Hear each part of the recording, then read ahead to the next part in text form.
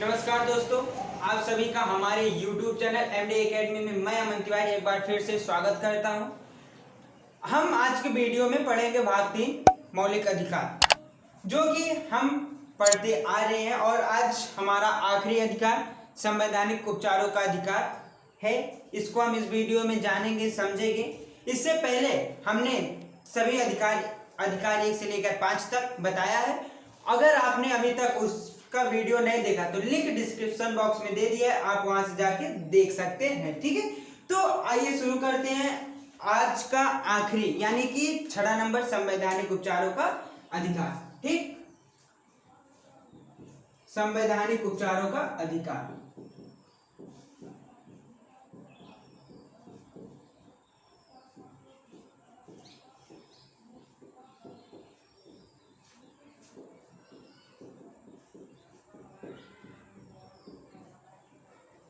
आइए जानते हैं कितने अनुच्छेद से लेकर कितने अनुच्छेद तक है। ठीक है, तो यहाँ अनुच्छेद 32 से लेकर 35 तक है। ठीक, अनुच्छेद 32 से लेकर अनुच्छेद 35 तक है। ठीक है, तो समय ना गंवाते हुए आइए शुरू करते हैं। देखते हैं सबसे पहला अनुच्छेद 32। हमारा अनुच्छेद 32 क्या है? अनुच्छेद 32 हमारा क्या कहता है? यदि आपके मौलिक अधिकारों का उल्लंघन हो रहा है तो आप उच्च न्यायालय या उच्चतम न्यायालय में याचिका दायर कर सकते हैं। ठीक है, यानी कि आपके जो मौलिक अधिकार हैं उनका उल्लंघन हो रहा है या उनका किसी भी प्रकार से आपके साथ कोई भी मौलिक अधिकार से संबंधित कोई भी गलत व्यवहार हो रहा है, तो आप उससे संबंधित हमारे जो अधिकार हमें प्राप्त है उससे संबंधित हम जो याचिका है उसको उच्च न्यायालय और उच्चतम न्यायालय HC एंड SC में दायर कर सकते हैं। ठीक है, आपके कितने प्रकार की याचिका दायर कर सकते हैं? तो 5 प्रकार की। ठीक है, सबसे पहले आइए जान लेते हैं याचिका 5 प्रकार की कौन कौन सी है। पहला है हमारा बंदी प्रत्यक्षीकरण। पहला क्या है? बंदी प्रत्यक्षीकरण। ठीक है, दूसरा है परमादेश, तीसरा है प्रतिषेध और चौथा है हमारा उत्प्रेरण और पांचवा है अधिकार परीक्षा। हम इन 5 प्रकार के अधिकारों के साथ यानी इन 5 प्रकार की याचिकाओं के साथ हम अपने खिलाफ हो रहे मौलिक अधिकारों का जो उल्लंघन हो रहा है उसके खिलाफ याचिका दायर कर सकते हैं। ठीक है, यदि आपके मौलिक अधिकारों का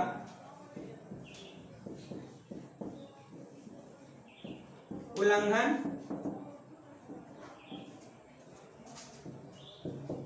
हो रहा है तो आप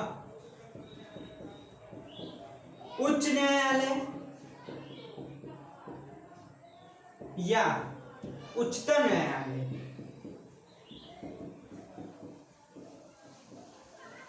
न्यायालय में याचिका दायर कर सकते हैं। ठीक, और वो भी 5 प्रकार की याचिका। ठीक, 5 प्रकार की याचिका। क्या है 5 प्रकार की याचिका? पहला हमारा बंदी प्रत्यक्षीकरण, दूसरा है हमारा परमादेश, तीसरा है हमारा प्रतिषेध, ठीक, चौथा है उत्प्रेरण और पांचवा है हमारा अधिकार परीक्षा।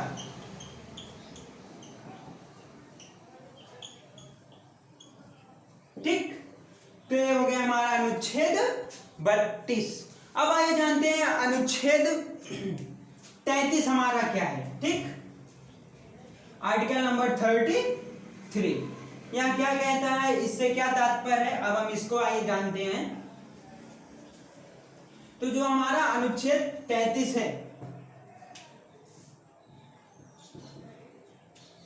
यह कहता है कि सूचना प्रणाली, मानव संसाधन एवं सूचना प्रणाली कानून, ठीक, क्या कहता है यह?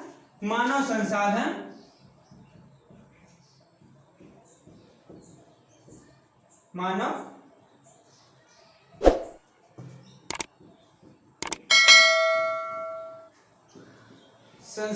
एवं सूचना प्रणाली कानून। मानव संसाधन एवं सूचना प्रणाली कानून जो है यह हमारा किससे रिलेटिव है? तो यह हमारा अनुच्छेद 33 से रिलेटिव है, ठीक है। अब आइए जानते हैं हमारा अनुच्छेद 34 क्या है। आर्टिकल नंबर 34, आर्टिकल नंबर 34 क्या है हमारा? तो यह है हमारा आर्टिकल नंबर 34 संसद निवारक कानून। क्या है? संसद निवारक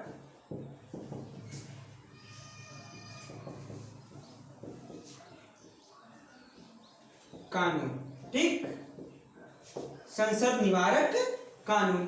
अब आइए जानते हैं आखिरी यानी कि अनुच्छेद नंबर 35 जो कि हमारे इस मौलिक अधिकारों का आखिरी होगा, अनुच्छेद 35।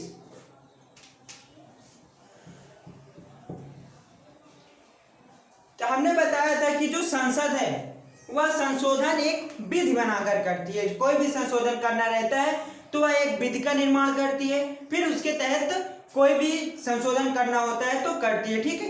तो अनुच्छेद 35 हमारा कहता है कि संसद विधि में परिवर्तन कर सकता है, यानी कि संसद जो विधि बनाकर संशोधन करता है संसद उस विधि में भी परिवर्तन कर सकता है, यानी कि संसद विधि में परिवर्तन कर सकता है। संसद विधि में परिवर्तन कर सकता है। ये रहे हमारे अनुच्छेद 35 यानी कि भारतीय मौलिक अधिकार जो कि अनुच्छेद 14 से लेकर अनुच्छेद 35 तक है। 6 मौलिक अधिकारों में अनुच्छेद 14 से लेकर अनुच्छेद 35 तक के अनुच्छेदों का वर्णन किया गया है, ठीक है। तो हमारे मौलिक अधिकार यानी कि भाग 3 समाप्त होते हैं। अब हम जानते हैं यहाँ पर कुछ इंपॉर्टेंट, आइए जान लेते हैं कि जो विदेशी नागरिक होते हैं यानी कि विदेशी नागरिक जो विदेशों से भारत में आते हैं उनको कौन सा मौलिक अधिकार यानी कि उनको कौन सा अधिकार प्राप्त है, ठीक है। तो आइए जानते हैं कौन से विदेशी नागरिक हैं जो कि विदेश से आते हैं और उनको कौन सा मौलिक अधिकार प्राप्त है। अब हम जानेंगे विदेशी नागरिकों को प्राप्त मौलिक अधिकार, ठीक, यानी कि जो विदेश से नागरिक आते हैं उनको कौन सा मौलिक अधिकार प्राप्त है और कितने अनुच्छेद से कितने अनुच्छेद के तहत, ठीक। तो जो विदेशी नागरिक हैं उनको आर्टिकल 14 से आर्टिकल 28 तक, ठीक, यानी कि अनुच्छेद 14 से लेकर अनुच्छेद 28 तक विदेशी नागरिकों को मौलिक अधिकार प्रदान किए गए हैं, ठीक है। तो आइए आप जानते हैं सबसे पहले आर्टिकल नंबर 14 क्या है, जो विदेशी नागरिकों को अधिकार प्राप्त है यानी कि मौलिक अधिकार प्राप्त है, ठीक है। सबसे पहले आर्टिकल नंबर क्या 14, ठीक। तो आर्टिकल नंबर 14 है हमारा समानता का अधिकार। क्या है आर्टिकल नंबर 14 हमारा? समानता का अधिकार।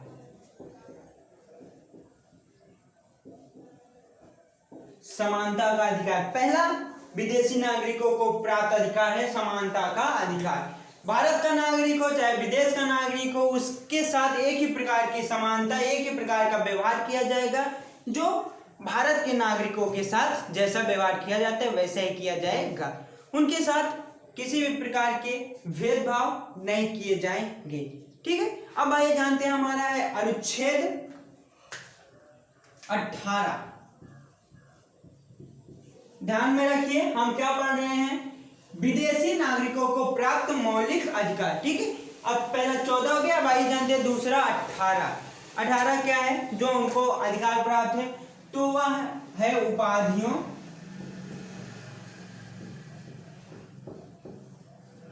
उपाधियों का अंत। ठीक, आर्टिकल नंबर 18 उपाधियों का अंत, यानी कि कोई विदेशी नागरिक भारत में आकर भारत की कोई भी उपाधि नहीं ग्रहण कर सकता है। ठीक है, यानी कि हमारा आर्टिकल 18 उपाधियों का अंत से संबंधित है, जो कि मैंने पहले बता दिया है। ठीक है, अब आइए जानते हैं आर्टिकल नंबर 20। आर्टिकल नंबर 20 क्या है? तो जो हमारा है आर्टिकल नंबर 20 यह किससे संबंधित है? तो यह दोष एवं सिद्ध निवारण,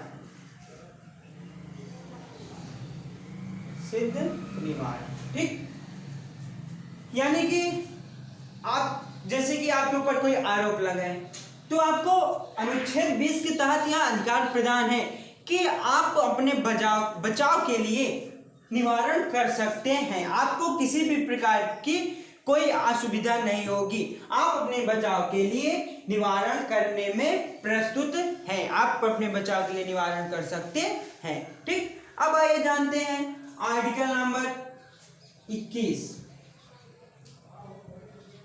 अनुच्छेद 21 हमारा क्या है? तो यह है प्राण एवं दैहिक स्वतंत्रता। ठीक, क्या है? प्राण एवं दैहिक स्वतंत्रता। प्राण एवं दैहिक स्वतंत्रता अनुच्छेद 21 के तहत हमें प्रदान की गई है। हमने इन सबका मतलब आपको वीडियो में बता दिया है। हम ये इसमें चर्चा कर रहे हैं विदेशी नागरिकों को प्राप्त मौलिक अधिकार के ऊपर। ठीक है, अब आइए जानते हैं अगला अधिकार क्या है जो विदेशी नागरिकों को प्राप्त है। तो है आर्टिकल नंबर 23। क्या है? यह है मानव दुर्व्यवहार, मानव दुर्व्यवहार, बेगार, बलात्श्रम का प्रतिषेध। ठीक, आर्टिकल नंबर 23 मानव दुर्व्यवहार, बेगार, बलात्श्रम का प्रतिषेध। यह भी अधिकार विदेशी नागरिकों को प्राप्त है। ठीक है, अब आइए जानते हैं अगला क्या है। तो अगला है हमारा आर्टिकल नंबर 24। क्या है आर्टिकल नंबर 24? तो यह क्या है? तो यह है बलात्श्रम, बलात्श्रम का प्रतिषेध। बलात्श्रम का प्रतिषेध। ठीक, ये हो गया हमारे आर्टिकल 24। अब आगे जानते हैं आर्टिकल नंबर 25। आर्टिकल 25 क्या है हमारा? तो आर्टिकल 25 है आप अपने इच्छानुसार कोई भी धर्म ग्रहण कर सकते हैं। उसके लिए आपको किसी भी आपत्ति का सामना नहीं करना होगा। आपको अधिकार प्राप्त है, आप जिस धर्म को ग्रहण करना चाहें आप कर सकते हैं। ठीक है, तो आर्टिकल नंबर 25 हमारा क्या कहता है? आप अपनी इच्छानुसार, आप अपनी इच्छानुसार किसी भी धर्म को, आप अपनी इच्छानुसार किसी भी धर्म को ग्रहण कर सकते हैं। ठीक, ग्रहण कर सकते हैं। Article number 25। अब आइए जानते हैं आर्टिकल नंबर 26 यानी कि 26। ठीक, आर्टिकल नंबर 26 क्या है हमारा? अब आइए इसको जान लेते हैं, क्योंकि विदेशी नागरिकों को आर्टिकल 14 से लेकर आर्टिकल 18 तक के अधिकार प्राप्त हैं। ठीक है, तो अगला हमारा आर्टिकल नंबर 26। 26 क्या है? धार्मिक कार्यों का प्रतिबंध। ठीक, यानी कि धार्मिक कार्यों का प्रबंध करना। आर्टिकल नंबर 26 धार्मिक कार्यों का प्रबंध। अनुच्छेद 26 कहता है कि हम धार्मिक यानी कि धर्म से जुड़े कार्यों को करने का प्रतिबंध करेंगे, यानी कि धर्म से जुड़े यानी कि धार्मिक कार्यों को करने का प्रतिबंध करेंगे अनुच्छेद 26 के तहत। ठीक है, अब आइए जानते हैं अनुच्छेद 27। अनुच्छेद 27, हमारा अनुच्छेद 27 क्या है और ये क्या कहता है? तो यह कहता है कि धार्मिक करों पर प्रतिबंध, यानी कि जो धार्मिक करों पर प्रतिबंध थे उसको अनुच्छेद 27 के तहत हटा दिया गया है। ठीक है, अनुच्छेद 27 क्या है हमारा? धार्मिक करों पर प्रतिबंध, धार्मिक करों पर प्रतिबंध, अनुच्छेद 27। अब लास्ट क्या? Article number 28। ठीक, आर्टिकल नंबर 28 क्या है? जो विदेशी नागरिकों को प्राप्त है। तो आर्टिकल नंबर 28 है हमारा राजकीय विद्यालय में, राजकीय विद्यालय में धार्मिक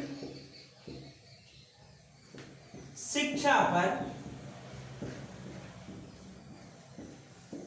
प्रतिबंध।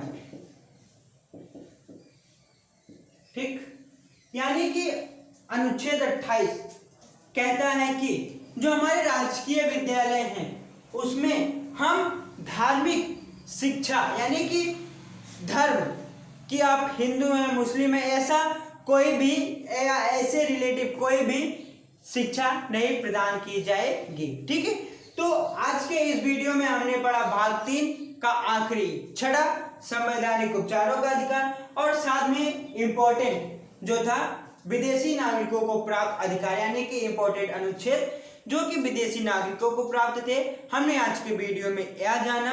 अब हम अगले वीडियो में मिलेंगे भाग 4 के साथ। ठीक है, आई होप कि आप लोगों को ये समझ में आया होगा। अगर आप लोगों को जो भी डाउट हो आप वो कमेंट सेक्शन में कमेंट करके हमसे पूछ सकते हैं या आप बताइए जो आपको अच्छा ना लगे हम उसमें सुधार कर आपको देंगे। ठीक है, अगर आप लोग अभी तक हमारे चैनल पर नए हैं तो चैनल को सब्सक्राइब कीजिए और साथ ही साथ बेल आइकन को प्रेस कीजिए ताकि हमारे वीडियो की नोटिफिकेशन आप तक पहुंचे। और अभी तक हमने जितना भी वीडियो बनाया है सबका लिंक डिस्क्रिप्शन बॉक्स में दे दिया है। आपने वीडियो को देखा नहीं है तो आप डिस्क्रिप्शन बॉक्स में जाइए, वहां से वीडियो का लिंक दिया है, आप वहां से वीडियो को देख सकते हैं। धन्यवाद एंड थैंक्स फॉर